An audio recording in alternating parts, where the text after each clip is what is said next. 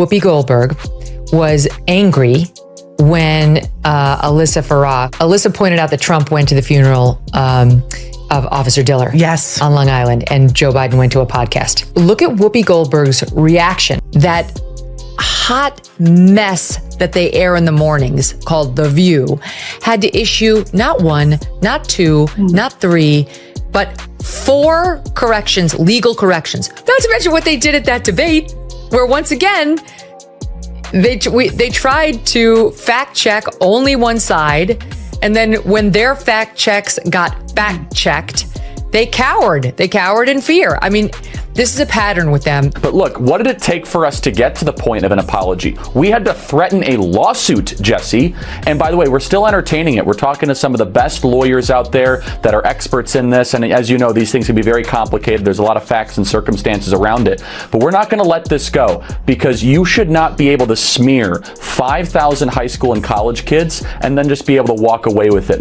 Okay, picture this. Whoopi Goldberg, the big star of The View, totally lost it on live TV. And no, it wasn't because Joy Behar wore something wild. Nope, it was because Charlie Kirk and Megyn Kelly teamed up and hit her with words so sharp, even a tough judge like Simon Cowell would have flinched. Whoopi went from super chill to someone save the chairs mode. What did they say that made her sass short circuit? Get ready, because this meltdown is juicier than a group chat blowing up over a celebrity breakup. Let's jump into the crazy story you didn't expect. So there was Whoopi acting like she knows everything, looking like she just read some bad reviews about herself. She's the queen of eye-rolling and daytime TV drama, but this time she had a real breakdown. Not the fancy, thoughtful kind. It was more like watching a soap opera bad guy find out their hairdresser betrayed them. And who caused this TV chaos? Charlie Kirk and Megyn Kelly, the surprise duo who took her down like pros. Let's back up a bit to figure out how this mess started, because it didn't just happen out of nowhere. Whoopi, sitting high on her fancy leather chair on The View, was on a roll with wild opinions. Imagine someone trying to juggle fire sticks while blindfolded and giving a speech about history, all before their morning coffee. That's the vibe. Every episode was like a game of chance with hot takes, random rants, and opinions that exploded faster than her producers could hit the commercial break button. At this point, The View isn't really a normal talk show anymore. It's more like a wild dream where a college debate club is run by people arguing in Facebook comments.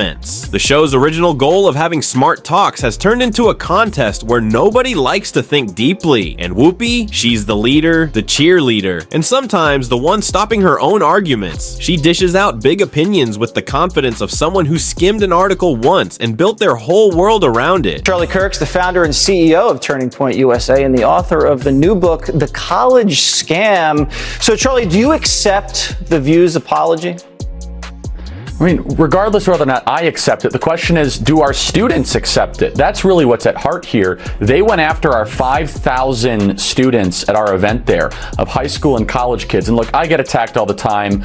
People say false things. I'm a public figure. But when you go after 16 and 17-year-olds that travel from across the country that then have to live for the rest of their life with a shadow. It's not just messy, it's messy on purpose, airing 5 days a week for everyone to watch in confusion. Of course, it didn't take long for her to catch the attention of people who love to call out nonsense. Enter Charlie Kirk, like a superhero of arguing who doesn't trust anything that sounds too fancy or elite. With laser focus, he zoomed in on Whoopi's latest TV moment and turned it into a huge online lesson about what's wrong with her ideas. He didn't ask for permission or try to talk it out. He just went for it. But Charlie didn't just toss out regular criticism. Oh no, he turned it into a big show, tearing apart Whoopi's TV antics until even the air around her seemed annoyed. In Charlie's story, this wasn't just about one famous person saying silly things. It was a loud example of what happens when celebrities try to act like they're experts on world problems. He described Whoopi and the whole View crew as totally out of touch, like they're floating in space, drinking fancy coffee in a world of their own. To him, the show doesn't represent regular people anymore. It's just a bunch of loud, elite noise dressed up in cool scarves and daytime TV sayings. Charlie kept going, spreading his message everywhere online, letting the internet do its thing. Whoopi wasn't trending by mistake. mistake. She got roasted, but the takedown wasn't done yet. Here comes Megyn Kelly, not just a commentator, but like a super smart detective with high heels and a magnifying glass. If Charlie was a big hammer, Megyn was a sneaky paper cut that stings for days. She didn't just argue with Whoopi's ideas. She took them apart, organized them, and showed everyone under bright lights. The shine wore off fast. Megyn treated the situation like a detective solving a mystery, pointing out not just one mistake, but a whole pattern of Whoopi's TV slip-ups that made her a weekly internet joke for all the wrong reasons. She didn't yell or act super mad, just calmly explained things in a way that felt scarier than any shouting match. Think of a doctor in an operating room, not a lawyer in court. It was super careful, almost too perfect. Where Charlie attacked with big energy, Megyn was cool and calm, which made it hit even harder. It wasn't about being angry, it was about Whoopi's reputation, and it was looking pretty worn out. Megyn suggested this wasn't just one bad day, but a slow slide into being less important. In a world where going viral matters more than past fame, that idea hurt more than any loud argument could. By the time Megyn was done, Whoopi's big TV image looked less like a castle and more like a house that needs fixing. They're disgusting. She's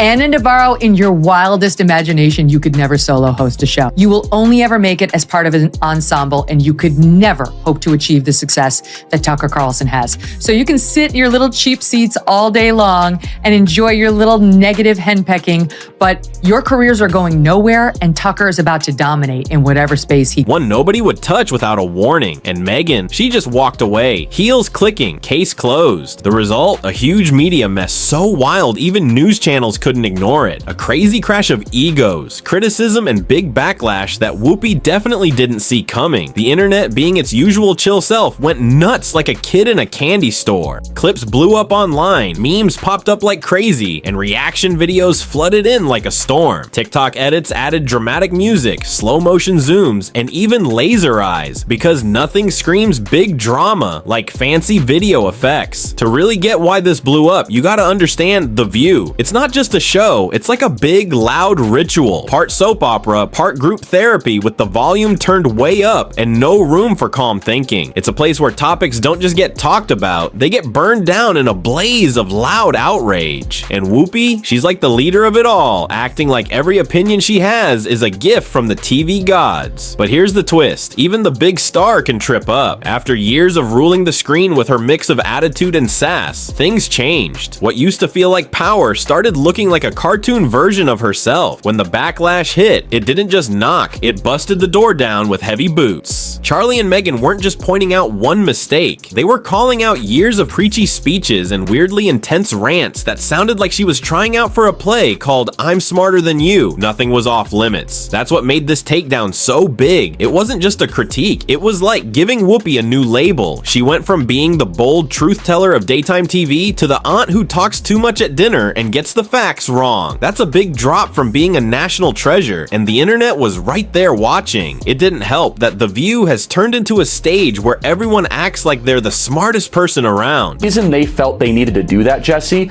is because if they told their audience the truth, that when gas is the most expensive it's been, flights are super expensive, that 5,000 kids decided to spend a weekend in summer traveling across the country to go hear from conservative speakers, maybe the audience of The View would think twice about all of their ideas. That's why they felt so compelled to try to smear our wonderful... The result? Lots of yelling, not much listening, and hosts who treat facts like optional decorations. When your show becomes the place people go to feel smart without actually learning, someone's gonna call you out. This time, those someone's had tons of followers, big platform, and no interest in letting Whoopi slide just because she's famous. What happened next was pure art. Whoopi didn't fight back or throw shade. She showed up looking like someone finally told her being loud doesn't mean you're right. The spark was gone. The sass was flat. It was like all her attitude got zapped away, leaving awkward silences and a tired vibe. Even her biggest fans noticed the change. No more smug laughs or winning eyebrow raises. Just long pauses, forced jokes, and the feeling of someone who just looked up how to survive getting called out. People love watching someone fall when they acted like they could never trip. Whoopi had spent years acting like she was untouchable on The View, but Megyn's take hit hard because it made her seem not evil, but something worse. Not relevant anymore. In the tough world of media, that's the worst cut of all. Megyn laid out her case like a lawyer, showing all of Whoopi's biggest TV fails. And it was like everyone realized the big star might be confused about what's going on. It's not that Whoopi can't come back. She's done it before. But this time, the criticism stung more because it wasn't just mean, it was true. She wasn't getting dragged for one bad comment, but for years of acting too sure of herself while getting things wrong. Charlie Kirk might be loud, but he wasn't wrong this time. Megyn Kelly might be super polished, but she was on point. Together, they got people from all sides to agree that maybe Whoopi's shine had faded, not because she got older or louder, but because she got sloppy. Her hot takes got cold, her outrage felt fake, and facts became optional. Meanwhile, The View keeps going, not noticing it's turning into a TV version of a group chat nobody wants to leave. Welcome back. You know, in Monday's conversation about Turning Point USA, I put the young people at the conference in the same category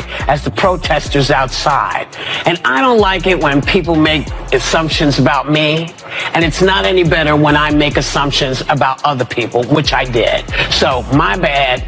I'm sorry. Whoopi still shows up, still talks the same way, but now there's a hint she knows people aren't laughing with her anymore. The media loves a good comeback, but it also loves a good crash. Right now, Whoopi's playing both parts, legend and joke. The big question is, does she even know the audience has moved on? One thing's clear, this meltdown showed that even daytime TV stars aren't safe from the internet's sharp blade. When the criticism comes from both sides, maybe it's time to step off the stage and take a good look in the mirror. The View might keep going, the chairs might spin, the episodes might roll on, but Whoopi's big TV magic, that's done. Not the award-winning kind, just the kind you use to pack up leftovers when the party's over and everyone's gone home. And that's the story of how one of TV's loudest voices got quieted, not by getting canceled or a big scandal, but by the tough truth that sometimes the mic drop comes from people who weren't even in the room. Now, let's keep the story going, because this drama didn't just fizzle out, it grew legs and ran wild. After the internet exploded with memes and hot takes, people started picking sides like it was a playground fight. Team Whoopi fans flooded social media, saying she's still a legend, an EGOT winner who's been through worse and always comes out on top. They posted throwback clips of her iconic movie roles, like Ghost and Sister Act, reminding everyone she's a star who's earned her spot. But the other side, they weren't letting up. Charlie Kirk's fans kept sharing his fiery takedowns, calling Whoopi out for acting like she's got all the answers when her facts don't always add up. They turned her rants into punchlines, with hashtags like Whoopi Wonders trending for days. Megyn Kelly's supporters, meanwhile, were all about her cool, calm vibe. They loved how she didn't need to shout to make Whoopi look out of touch, just laid out the receipts like a teacher grading a messy homework assignment. Online, people started making side-by-side videos, comparing Whoopi's wild View moments to Megyn's sharp, no-nonsense breakdowns. It was like watching a boxing match where one side's throwing wild punches and the other's just dodging and landing clean hits. The internet ate it up, with X posts racking up thousands of likes and reposts, some calling it the takedown of the century. But here's where it gets messier. The View itself didn't hit the brakes. The next day, the show went on like nothing happened, with Whoopi back at the table trying to act like her usual bold self. But you could tell something was off. Her jokes didn't land, her smiles looked forced, and the other hosts seemed to tiptoe around her, like they were afraid she'd snap. Viewers noticed it too. X was buzzing with comments like, Whoopi looks like she's reading the script for the first time, and did someone steal her spark? Even the studio audience wasn't clapping as loud as usual. It was like the whole room could feel the weight of the internet's roast hanging over her. Behind the scenes, rumors started swirling that the producers were freaking out. They weren't used to Whoopi being the one knocked off balance. She's supposed to be the rock of the show. Word on X was that emergency meetings were happening, with the team scrambling to figure out how to spin this. Some said they were planning a big Whoopi Fights Back episode, where she'd address the drama head on. Others claimed the plan was to ignore it and hope it blew over, like a bad storm. But in the age of the internet, nothing blows over, especially not when TikTok's got teens remixing your meltdown with trap beats and crying emojis. Meanwhile, Charlie Kirk wasn't done. He hopped on his podcast, doubling down on his point that The View isn't just a show, it's a symbol of everything wrong with celebrity celebrity culture. He called it a bubble of self-important chatter that's out of touch with regular people. His fans loved it, flooding his comments with fist bump emojis and preach posts. He even started a poll on X asking, is The View still worth watching? Spoiler, the no votes were winning by a landslide. It was like he turned Whoopi's meltdown into a whole movement. There was what do you call it? This Turning Point conference with all the smoke. What are they smoking something down there?